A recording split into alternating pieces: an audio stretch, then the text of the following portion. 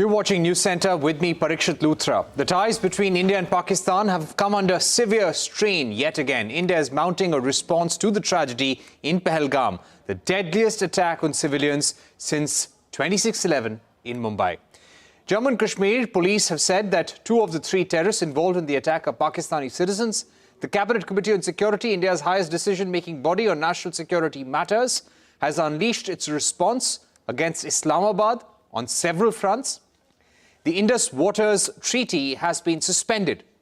All visas to Pakistani nationals have been cancelled.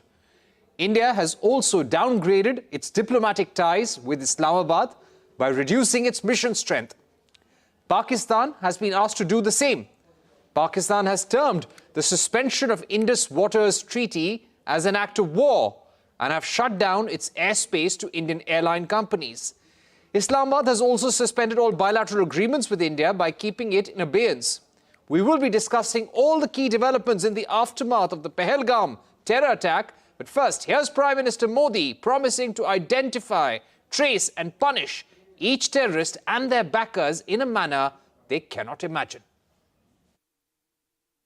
India will identify, track and punish every terrorist and their backers.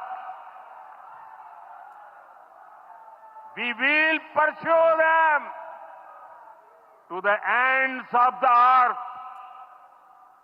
India's spirit will never be broken by terrorism. Terrorism will not go unpunished. All right, joining us right now, former Secretary, Ministry of External Affairs, Singh, and Strategic Affairs expert, Brahma Chellaney, with us. Brahma Chellaney, if I can come to you, a very strong response there by the Prime Minister. His first statement since the Pahalgam attack, speaking in English this time, went on to say that we will search for these terrorists everywhere and we will retaliate in a manner that no one can even imagine. Your thoughts on the Prime Minister's response? Is responding to the national anger. The massacre in Pahalgam, the victims have included people from 14 or 15 different Indian states. So there is national outpouring of anger, and there is anger even in the Kashmir Valley. We have never seen that before. Candlelight protest marches against what happened in Pahalgam, the way these terrorists have undermined the Kashmiri economy by conducting this strike, because now the tourists are fleeing Kashmir Valley. So there's anger even in the Kashmir Valley, and the Prime Minister is reflecting the public anger by making the kind of statement that he has made today. Right. What do you think India should be doing in these circumstances? You know, we have seen a series of attacks by Pakistan. We saw Uri, we saw Pulwama, we've seen Pathankot. Now, considering that civilians have been massacred, shot at point-blank range, what more does India need to do after taking some of these diplomatic steps? A lot of this was on expected lines. In fact, certain experts are telling us that suspending Indus Water Treaty has been on the table since the Uri attacks, because India feels we're not getting really anything out of it, and it's better to, abrogate it altogether. You're right. After the Uri attacks, Prime Minister Modi had said publicly that blood and water cannot flow together. But 8 years have passed, and even now, India has not suspended the treaty. It has placed this treaty in abeyance. Placing a treaty in abeyance, it's unclear what that means in terms of international law. But international law provides India sufficient leeway to withdraw from the treaty. International law is clear. When a treaty's foundational conditions collapse, or when one party persistently breaches the terms of a treaty, then the other party has the right to suspend or withdraw from the treaty.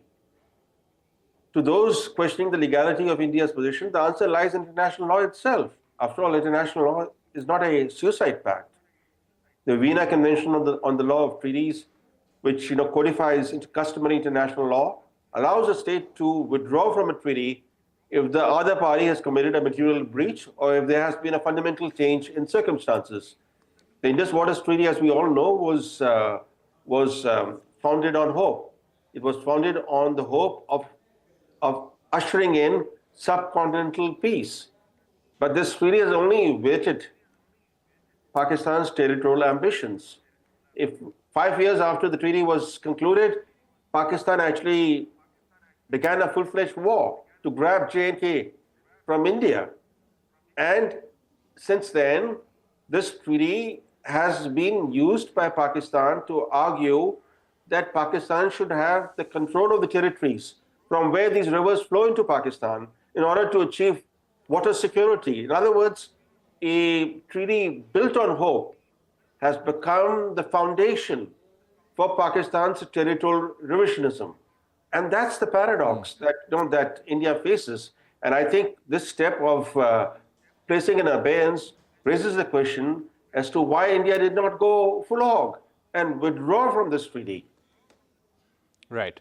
Let me get in Ambassador K.C. Singh at this point. Ambassador K.C. Singh, as we speak, we're getting these pictures of, cars of envoys of P5 countries, G20 nations arriving at the Ministry of External Affairs. They are being briefed about the findings by investigative agencies in the Pahalgam attack. What do you think is the importance of this exercise to get foreign envoys on board? I think it's a usual exercise. I don't think there's nothing that you can tell them which they don't know already. There's more of for optics, you convey it, those countries know it, their leaders have called the Prime Minister. So I don't know what additional, unless you have some additional information, intelligence, which you can share with them and tell them that there is a direct link to Pakistan and this is trans-border. That may be the only purpose, so that they can tell their countries that Indian indignation is fully justified in naming Pakistan.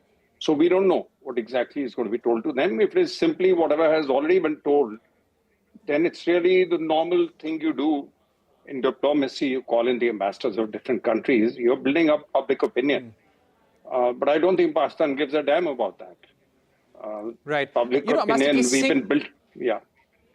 Right. We are also getting these pictures of Shehbaz Sharif, the National Security Council meeting that took place in Pakistan. Following that, the government of Pakistan had said that in case India restricts the flow of water under the Indus Water Treaty, it would be termed as an act of war.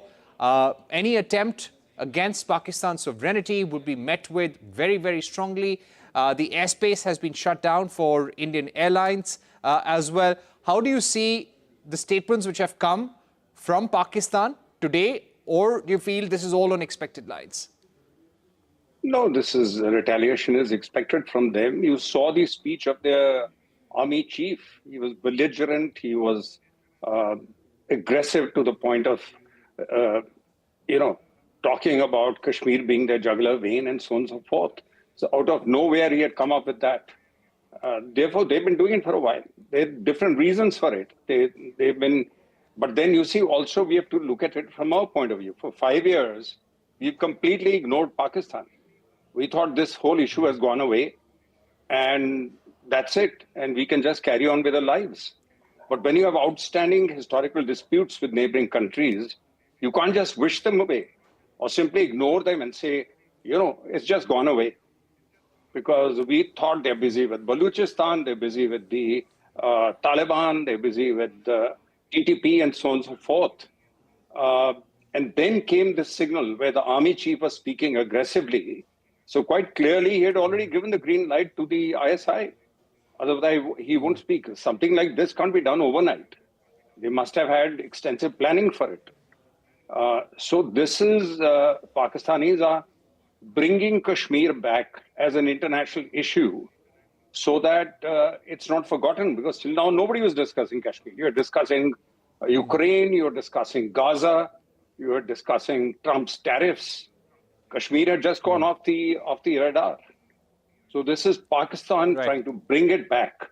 And the more you escalate it, the more they would like it, because then the escalation allows them to bluff and talk about retaliation, talk about attack. So this is along expected lines. Right. Brahma Chellaney, this is a pattern that we always see. And we spoke to Mr. P. Chidambaram, the former Home Minister, earlier today, and we'll be playing that interview out shortly. And he said that the manner in which the innocent civilians were targeted by Pakistani terrorists, this is all on expected lines. It has happened earlier. The modus operandi is known. They are trying to divide the country along communal lines, cause panic in the country. Now, how does India deal with this in a strong manner so that it is not repeated every 5 to 6 years? We have 5 to 6 years, sometimes 3 to 4 years of peace. Then all of a sudden you see a ghastly attack of this kind. How do we make sure the ability to carry out such terror attacks is eliminated? Well, first we need a consistent Pakistan policy. Have we had a government that has pursued a consistent Pakistan policy? I can't think of any government that we've had that has a consistent approach toward Pakistan. Let's begin with Vajpayee. He went in a bus to Lahore, then he cried publicly that his bus to Lahore got hijacked to Kargil. Then came Manmohan Singh. He made all these peace overtures to Pakistan, only to invite the horrific terror attacks in Mumbai, which went completely unpunished. Then we had Modi landing in Lahore, unannounced. And his visit to Lahore, what did it do? It triggered a series of Pakistan-scripted attacks on Indian military camps, including Pathankot, Uri. Several of them, several attacks happened. So why is it that every prime minister who takes office in India, instead of learning from the experiences of his predecessors, seeks to reinvent the foreign policy wheel by believing in his own ability, the power of his personality? He believes that he can make peace with Pakistan. He believes that he can make peace with a country that is founded on hate, There's no national identity. It defines itself in terms of what it opposes, namely India. But it cannot define itself, it's unable to define itself in terms of what it stands for. That's the reason why Pakistan doesn't have a national identity. So a country founded on hate cannot be a normal state, and yet successive governments in India, at the nation's expense, have sought to make peace with Pakistan.